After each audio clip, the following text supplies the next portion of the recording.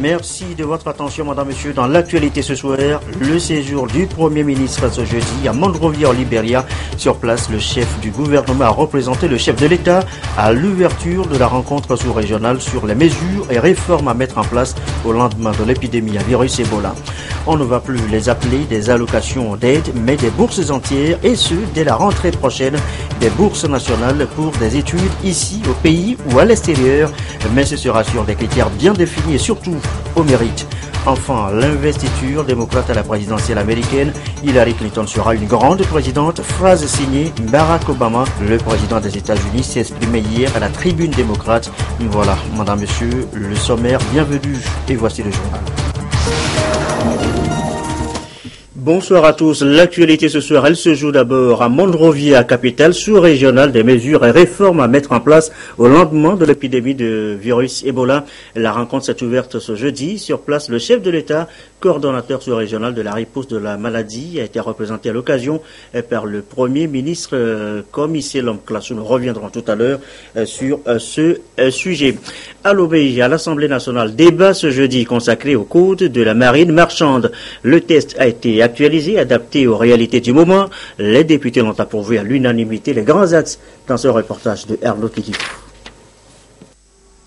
Le code de la marine marchande adopté annonce les dispositions consacrées au champ d'application, à l'organisation de l'administration maritime, à la navigation maritime sous juridiction nationale. Il régit les activités de commerce, de pêche, de plaisance et des plateformes de recherche pétrolière s'exerçant en mer. Le code de la marine marchande de 1971 obsolète est donc actualisé en tenant compte des nouvelles conventions de l'Organisation maritime internationale ratifiées par le Togo. Toutes ces innovations se justifient par l'apparition et la recrudescence de certaines activités illicites en mer, notamment la piraterie, la pêche INN, la pollution et les crimes organisés. Il traite en outre du statut et de la saisie du navire, des privilèges et des hypothèques maritimes. Le nouveau code de la marine marchande est une véritable innovation pour le secteur maritime de notre pays, en ce sens que les domaines qu'il régit touchent des aspects impliquant plusieurs départements ministériels. Il est à l'avant-garde de tous les textes maritimes nationaux du droit positif togolais. Par son caractère répressif, il prend en compte les dispositions du nouveau code pénal en prévoyant des peines d'amende dissuasives et d'emprisonnement en cas d'infraction et traduit la volonté du gouvernement de combattre à tout prix la piraterie et autres actes illicites en mer sous toutes leurs formes. Il est également en adéquation avec les actes uniformes de l'OADA et les conventions maritimes élaborées sous l'égide des Nations Unies et de l'Organisation maritime internationale. Le Togo ayant fait de la sécurité maritime l'une de ses priorités majeures dans la perspective du prochain sommet de l'Union africaine sur la sécurité et la sûreté maritime et le développement en Afrique, à Lomé, la non-adoption de ce projet de loi constituerait un déficit juridique pour le pays. L'adoption du code de la marine marchande est donc l'un des fondements juridiques indispensables à tout État côtier pour la réglementation du secteur maritime.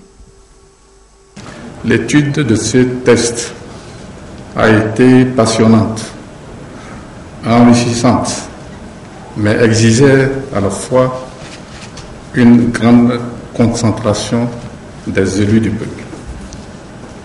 Mais nous avons fait preuve de résilience pour aboutir aux résultats que nous saluons et dont nous sommes fiers. Comme je le disais à l'ouverture de la présente session extraordinaire, il s'agissait pour nous de donner à notre pays des instruments juridiques lui permettant d'être à jour par rapport à ses engagements internationaux avant le sommet de l'Union africaine sur la sûreté et la sécurité maritime et le développement en Afrique qui va se tenir à Lomé au mois d'octobre 2016. Aujourd'hui, c'est chose faite.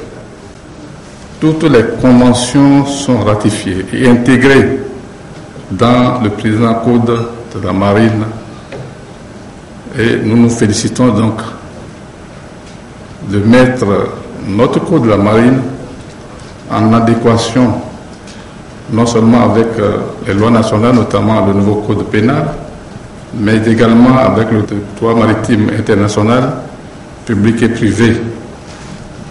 Le nouveau code que nous venons de voter est donc un instrument tout à fait complet, en ce sens qu'il gère toutes les activités maritimes et nautiques au Togo. Il constitue désormais la référence pour les actes juridiques entre l'État, les armateurs et les gens de mer. Le nouveau code de la marine marchande intègre également tous les aspects des activités maritimes intéressant les populations togolaises, telles que la pêche dans le domaine public maritime, lagunaire et fluvio-lagunaire. Il permettra de booster le commerce maritime international en attirant beaucoup d'investisseurs dans le domaine. Et on vient de l'entendre, le trafic de produits illicites, la drogue en l'occurrence. Le phénomène reste inquiétant, la raison d'ailleurs, par exemple, d'un code de la marine marchande actualisé. Au-delà de la loi, les acteurs se mobilisent. Le cas ici, vous allez le voir, de l'autorité de réglementation des secteurs de poste et télécommunications. Les précisions de Douaré, Antoinette Omao va voir. La lutte contre le trafic de drogue et les produits illicites constitue un défi majeur en Afrique de l'Ouest. Au plan national, le gouvernement mène diverses actions pour enrayer ce phénomène.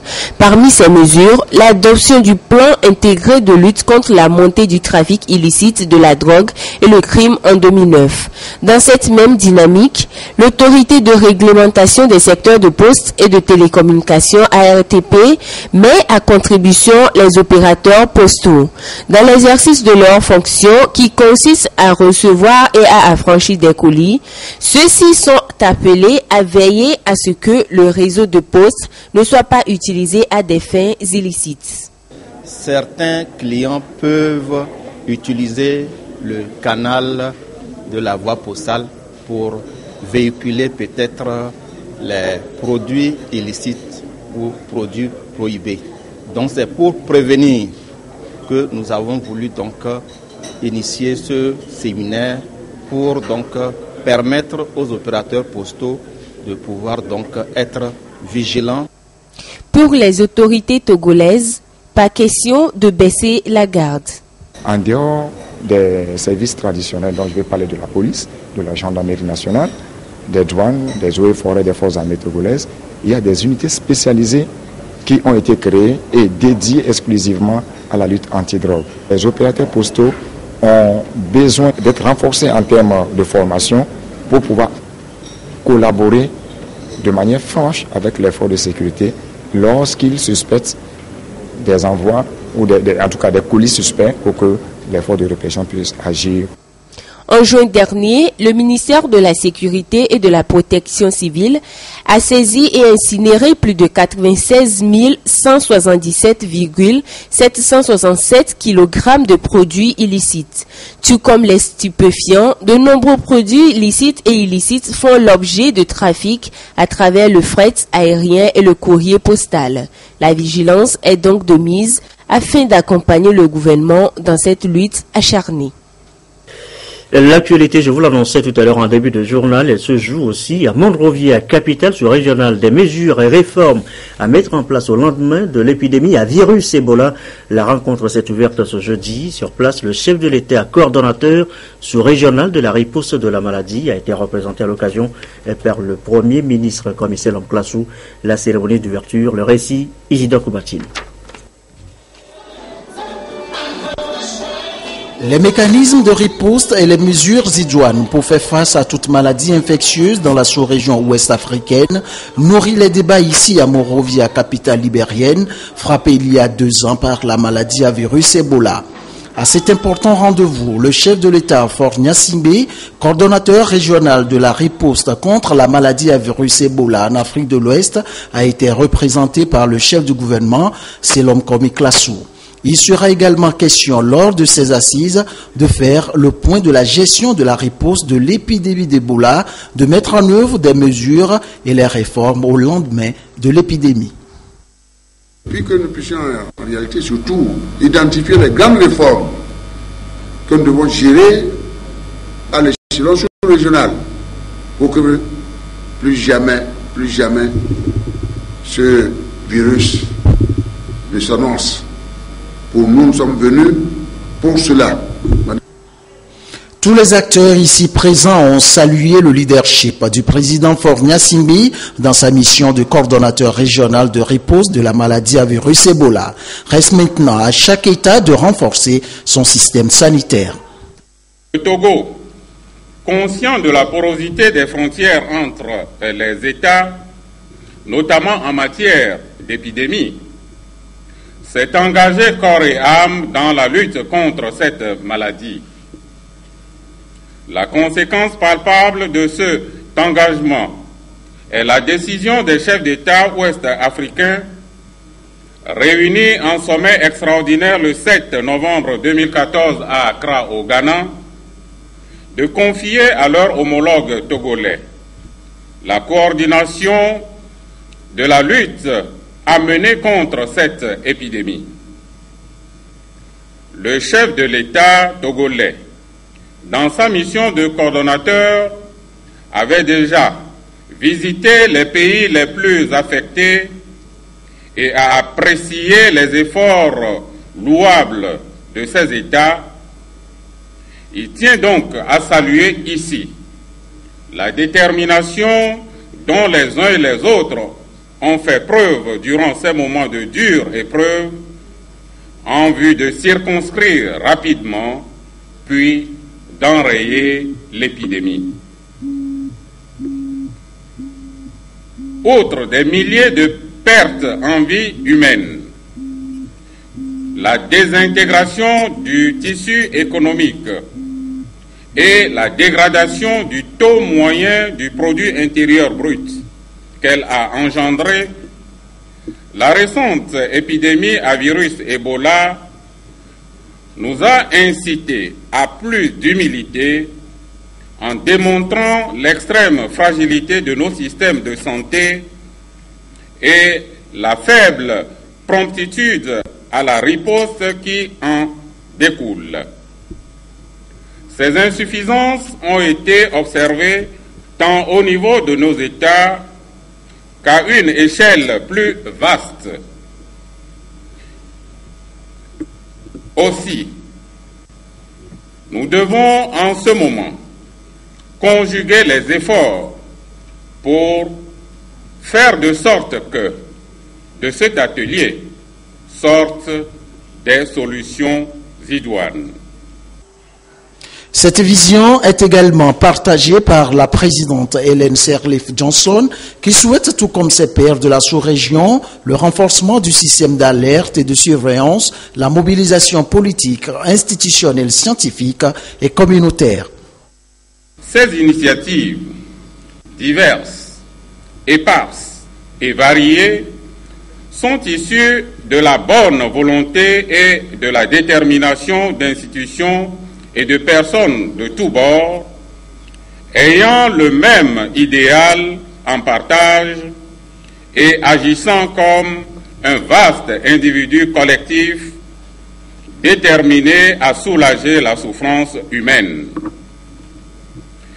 Il s'agit d'États, d'organisations internationales, d'organisations non gouvernementales, de sociétés savantes, de partenaires techniques et financiers, de la société civile, d'organisations caritatives, de chercheurs et que sais-je encore, dont nous saluons ici le sens de solidarité et de partage et d'échange. Il importe cependant d'avoir conscience de l'impérieuse nécessité d'une synergie d'action dans un souci d'efficacité et d'efficience. C'est la raison même des présentes assises qui, outre un diagnostic précis et sans complaisance de la gestion de l'épidémie à virus Ebola, permettra au terme de fructueux échanges d'expériences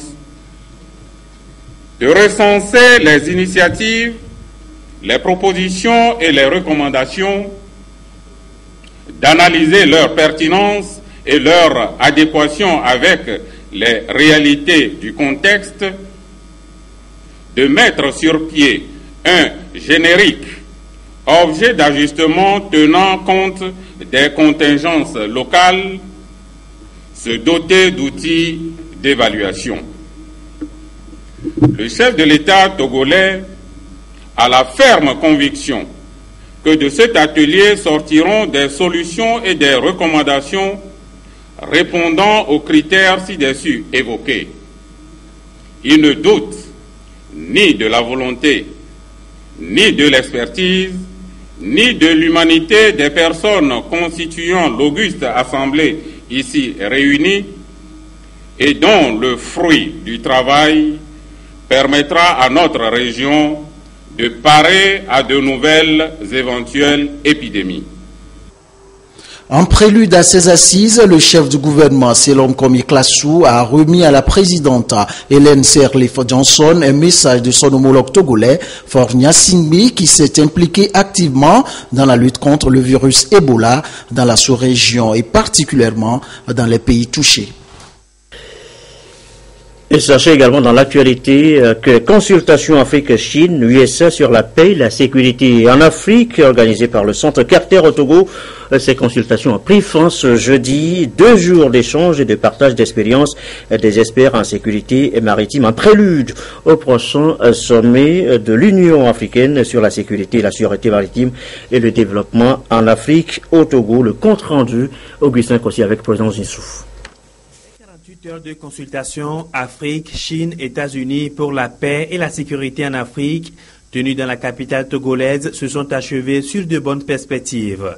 Les questions de sécurité maritime dans le golfe de Guinée, la promotion de l'économie bleue dans la région, ainsi que la paix au Sahel ont retenu l'attention des experts et diplomates. Cette collaboration entre les États africains, la Chine et les États-Unis d'Amérique vient ainsi consolider les actions menées en faveur de la paix et de la sécurité sur le continent. Les trafics de tout genre, le terrorisme, l'insécurité sur les côtes africaines ont été également évoqués. La Chine et les États-Unis entendent accompagner le Togo pour la réussite du prochain sommet de Lomé sur la sécurité maritime prévu le 15 octobre prochain. Ce sommet extraordinaire des chefs d'État et de gouvernement de l'Union africaine sur la sécurité et le développement en Afrique devra aboutir à l'adoption et la signature d'une charte sur la sécurité maritime et le développement.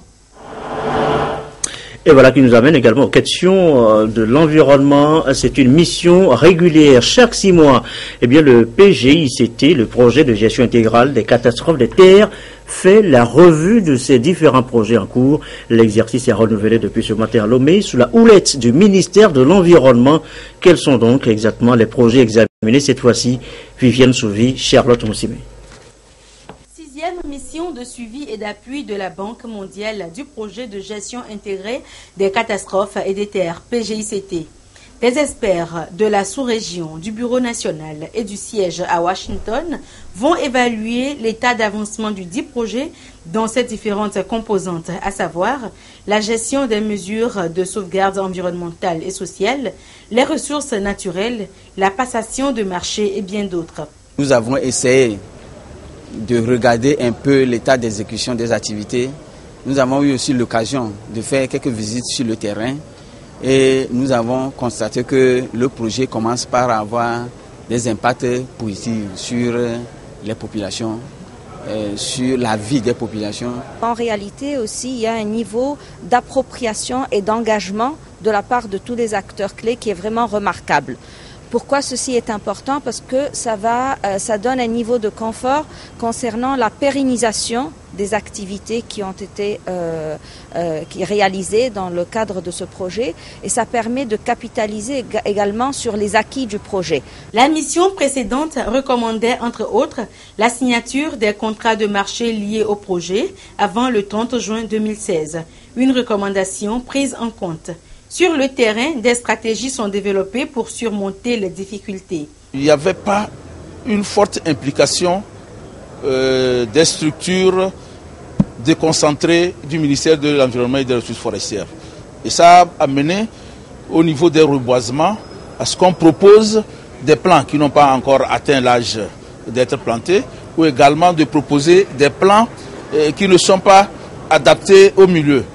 Et la stratégie, c'est d'impliquer fortement les structures déconcentrées de l'environnement pour être vraiment des conseillers par rapport aux questions de reboisement.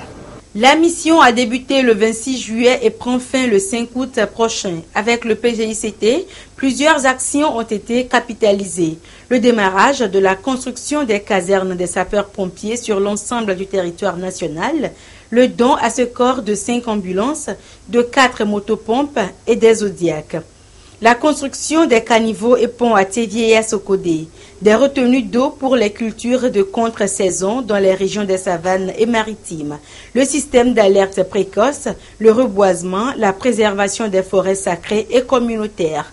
Le PGICT prend fin en juin 2017. Notre deuxième titre ce soir, les bourses nationales. Beaucoup, vous le savez, avaient pu faire leurs études à partir de ces bourses, ici, au pays ou à l'extérieur. Eh bien, on parle à nouveau donc de cette aide de l'État à l'étude. La dénomination change, on ne va plus parler d'allocation d'aide, mais de bourse entière dès la rentrée prochaine. Mais tenez-vous bien, il faudra bien le mériter. Comment Boyote? Plus question d'allocation d'aide dans les universités togolaises. Désormais, il ne s'agira que des bourses qui seront attribuées aux étudiants en tenant compte du mérite. L'accès à ces bourses est subordonné au respect d'un certain nombre de critères fondamentaux. Des critères qui tiennent bien entendu compte des besoins vitaux, de la pauvreté, de la situation difficile de l'étudiant, mais surtout de l'excellence. Cette nouvelle politique d'octroi de bourse est à l'étude en vue de sa validation.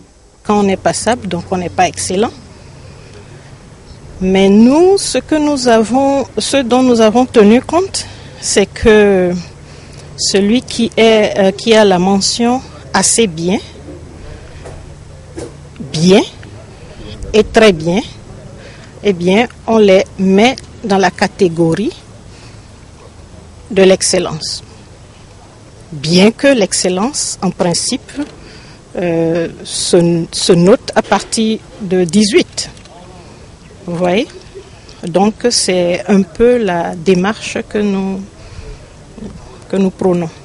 Dans les documents que nous soumettons pour le nouveau bachelier, le critère d'âge c'est 22 ans.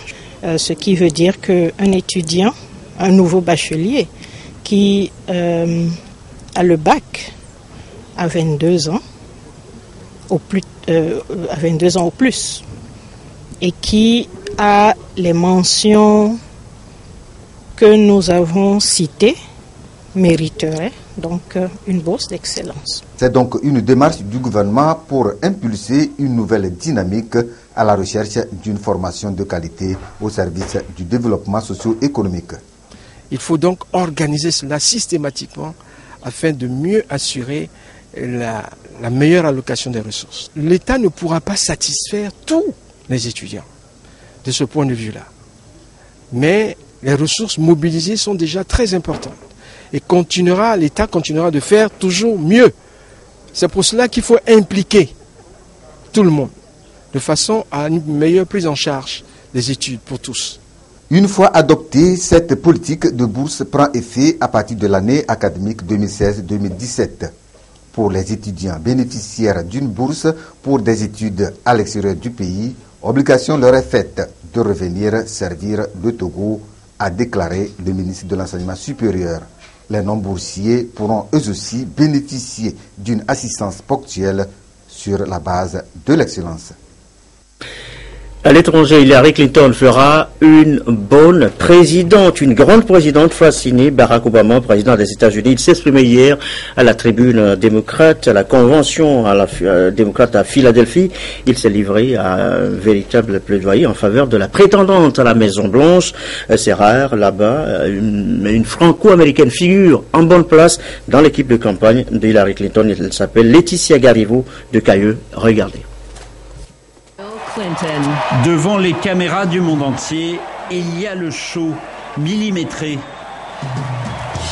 Mais dans les rues de Philadelphie, en marge de la Convention démocrate, un autre cérémonial a pris place. Un travail que Laetitia Gariot, franco-américaine de 38 ans, brillante chef d'entreprise passée par Harvard, a bien voulu nous dévoiler. La convention, c'est pour les grands speeches, mais il y a aussi énormément de travail, le travail de l'ombre qui se passe dans les hôtels de la convention. Donc là, je viens de quitter l'un des hôtels de la convention et je vais vers un autre hôtel pour un autre rendez-vous. Depuis lundi, Laetitia mène une mission stratégique, convaincre les patrons de miser sur la candidate Hillary et de financer sa campagne. Un travail de lobbying qui s'opère à chaque coin de table. Du coup, vous n'arrêtez jamais, même entre deux rendez-vous, vous parlez encore de Hillary? Oui, partout, parce que cette ville, Philadelphie, est remplie de personnes qui vraiment veulent voir leur pays avancer et pas retourner au Moyen-Âge, qui est ce que Trump nous propose. Si Laetitia ne mâche pas ses mots contre le candidat Trump, c'est aussi parce que le businessman plaît beaucoup auprès des chefs d'entreprise. Alors Laetitia multiplie aussi les interventions sur les réseaux sociaux. Pour convaincre, elle mise sur son histoire personnelle, sa rencontre avec la candidate qu'elle conserve précieusement en mémoire. Cette photo, c'est à Brooklyn, le jour où on a su que mathématiquement, ça y est, elle était la candidate du Parti démocratique au présidentiel américain. Donc c'était un jour de célébration énorme et évidemment, j'étais là avec ma casquette Entrepreneurs for Hillary. C'est une grande travailleuse, donc elle travaille très très dur et donc elle attend évidemment le même de ses équipes et des gens qui sont autour d'elle. Laetitia compte bien d'ailleurs redoubler d'efforts dès la fin de la convention, en prenant elle aussi la route aux quatre coins du pays pour convaincre les électeurs de miser sur son héroïne. Autre sujet évoqué maintenant, une nouvelle baisse sur les prix du carburant à la pompe. Les nouveaux prix seront affichés dès demain, 29 juillet 2016. Je vous donne d'ailleurs in extenso lecture du communiqué annonçant ces nouveaux prix. Le ministre d'État, le ministre de l'Économie, des Finances et de la Planification du Développement, le ministre des Mines et de l'Énergie et le ministre du Commerce, de l'Industrie, de la Promotion du secteur privé et du Tourisme communiquent donc à compter du 29 juillet 2016 à 0h, les prix à la pompe des produits pétroliers au Togo seront fixés comme suit. En francs CFA, super sans plomb 433 francs, pétrole lampant 386 francs, gasoil 435 francs, mélange de temps 539 francs. Je vous reprends donc ces prix. Super sans plomb 433, pétrole lampant 446 francs, gasoil 435 francs, mélange de temps 539 francs. Voilà donc les nouveaux prix qui seront affichés à partir de demain 29 juillet à 0h. Il est 20h28 maintenant, les sports de chaque jeudi dans cette édition. Le même rendez-vous avec le même homme, Claude Amand. Bonsoir. Bonsoir Gerson. On vous retrouve avec plaisir. Et l'association Concordia, RSM de l'église évangélique presbytérienne du Togo, fait ses 15 ans d'existence. À l'occasion, il y a eu la finale du tournoi consacré à l'événement. 8 chorales de cette église de la région ecclésiastique sud-maritime ont pris part à cette compétition remportée par la zone 7 qui a battu à l'épreuve des tirs au but la zone 6 par 5-4, 0-0 lors du temps réglementaire de la finale. Champion-Tuba.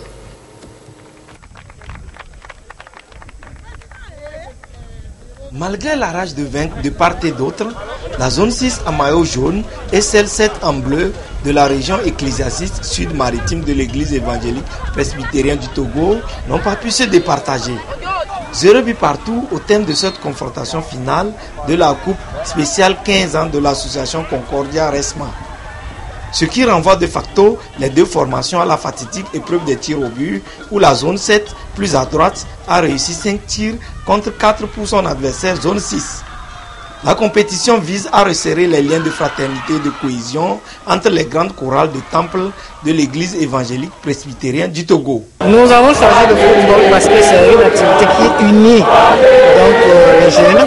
Et étant donné que les chorales sont composées de jeunes, nous avons pensé que c'est une activité qu'il faut organiser pour pouvoir encore mettre l'accent sur l'union et la fédération et la concorde entre les jeunes des chorales du temple de notre église. Le bilan est très satisfaisant, je suis très satisfait de cela et nous pensons que nous avons réédité.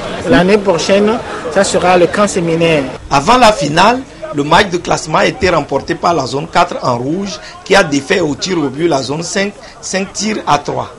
Un but partout à la fin du temps réglementaire. À l'issue de cette compétition, le vainqueur zone 7 a été récompensé. Voilà pour votre deuxième sujet ce soir. On reste avec le sport roi, bien entendu, pour boucler cette page des sports. Au menu, le troisième tour préliminaire de la Ligue des Champions, la finale de la Champions Cup aux États-Unis et le transfert de l'Argentin Gonzalo Higuaín. Troisième tour préliminaire de la Ligue des Champions, l'AS Monaco a courbé les Chines en Turquie face à Fenerbahçe 2-1 avec un doublé du Nigérien Emmanuel Amunike. Champions Cup aux États-Unis, le PSG bat le Real de Madrid 3-1. Enfin, le transfert de l'Argentin Gonzalo Higuaín de Naples à la Juventus divise l'Italie. 2-1, Emmanuel Amunike, le Fenerbahçe vous salue bien. Opposé à Monaco au troisième tour préliminaire aller de Ligue des Champions, le club turc l'a emporté grâce à son attaquant nigérian. 39e minute lancé par Simon Kjær, Emenike élimine Jemerson puis Badachile pour ouvrir le score. 3 minutes plus tard, Nabil Dirar cherche Germain et Falcao en profondeur. Devancé par le portier turc, le Colombien profite d'une mésentente de la défense tombouillotte pour égaliser avant la pause. En seconde période, l'ancien parisien Grégory Van der Ville adresse un centre parfait pour la non moins parfaite volée d'Emmanuel Emenike. Défaite 2-1, Monaco n'a pas hypothéqué ses chances de voir les barrages de la C1. De son côté, le Celtic ramène un nul à 1-1 de son déplacement à Astana. Rosenborg s'impose 2-1 face à l'Apoel Nicosie. Enfin, un match nul et vierge entre l'Olympiakos et Beersheva. Unai Emery et le PSG enchaînent une deuxième victoire lors de l'International Champions Cup. Un succès de prestige 3-1 face au Real Madrid. Les Parisiens ouvrent le score dès la deuxième minute grâce à Jonathan Iconé qui profite de la passivité de la défense madrilène. Thomas Meunier, l'une des recrues estivales du PSG, inscrit ensuite un doublé. Madrid réduira l'écart avant la mi-temps grâce à un pénalty de Marcelo. Le champion de France conclura sa tournée aux États-Unis dimanche face à Leicester. Ils étaient nombreux à Turin pour offrir un accueil de rockstar à Gonzalo Higuaín.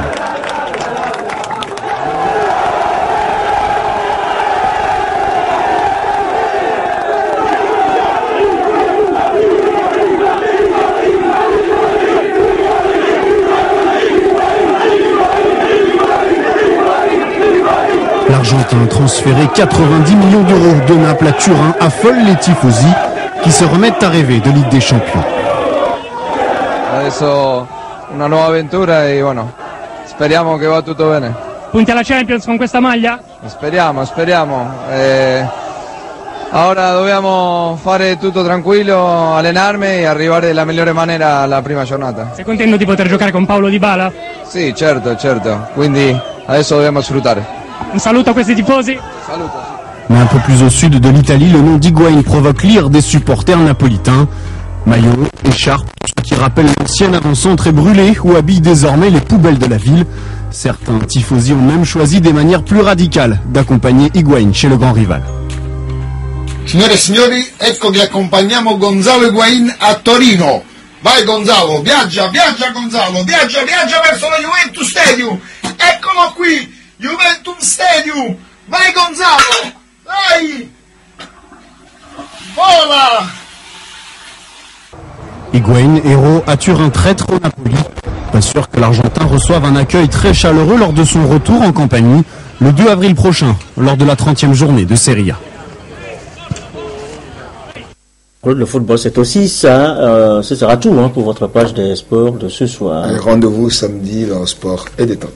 Merci beaucoup, Claude Amand. Quelques communiqués avant de boucler cette édition du soir. Communiqué du de la haute autorité de l'audiovisuel de la communication portant autorisation de parution du journal La Nouvelle, vu la constitution du 14 octobre 1992, considérant que le 14 juin 2016, le directeur de publication du journal La Nouvelle a adressé à la haute autorité de l'audiovisuel de la communication une correspondance demandant la reprise de la parution du dit journal sous sanction de l'instance de régulation des médias depuis 2013, considérant que la haute autorité de l'audiovisuel et de la communication, en sa séance plénière du 27 juillet 2016, a examiné la lettre du directeur de publication du journal La Nouvelle au regard des dispositions légales et réglementaires en vigueur, notamment de l'article 58 de la loi organique numéro 2004-021 du 21 décembre 2014 relative à la haute autorité de l'audiovisuel et de la communication, modifiée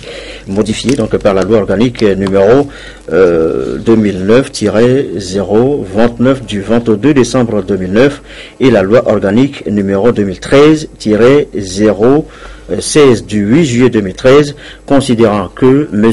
Bonero Lawson Betum, directeur de publication du journal La Nouvelle, a pris l'engagement de respecter scrupuleusement la déontologie et l'éthique qui régissent le métier de journaliste, décide donc, article 1er, le journal La Nouvelle est autorisé à paraître. Article 2, la présente décision prend effet à compter de la date de sa signature et abroge toute disposition antérieure.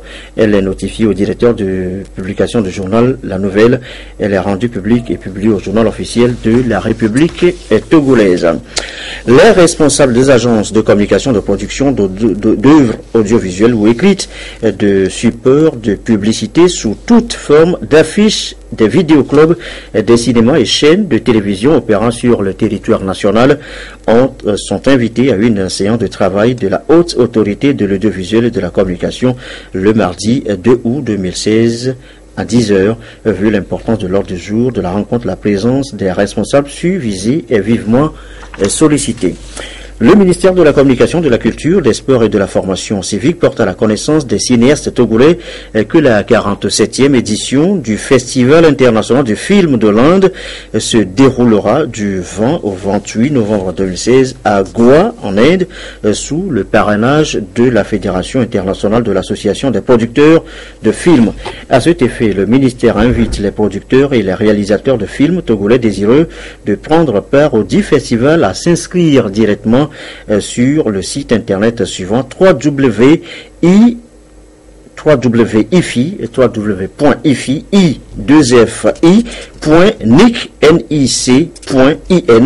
Tout renseignement s'adresser à la Direction nationale de la cinématographie sise au 47 avenue des Nations Unies à Lomé. Vous pourriez consulter ce communiqué dans le quotidien national de Togo Presse. Enfin, le ministre de la Communication, de la Culture, des Sports et de la Formation civique porte à la connaissance du public que la sélection nationale de films pour la 16e édition du festival Clap Ivoire 2016 se déroule ce vendredi 29 juillet 2016 à 8h dans la salle de conférence de Sazov.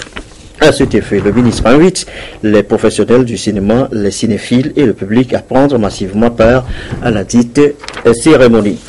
Et ce rendez-vous, pour terminer ce rendez-vous, tout à l'heure sur notre antenne à partir de 21h, Togo en marche comme tous les derniers dimanches du mois, tous les derniers jeudis du mois Voilà, j'y suis arrivé. Togo en marche tout à l'heure à partir de 21h sur le thème l'urbanisation à l'épreuve de l'exode rural et le Togo dans la gestion des risques et catastrophes. Rendez-vous tout à l'heure avec Adolphe Paka et Pierre Soussoupan. Voilà qui me fait à cette édition du soir. Je vous souhaite une très belle soirée.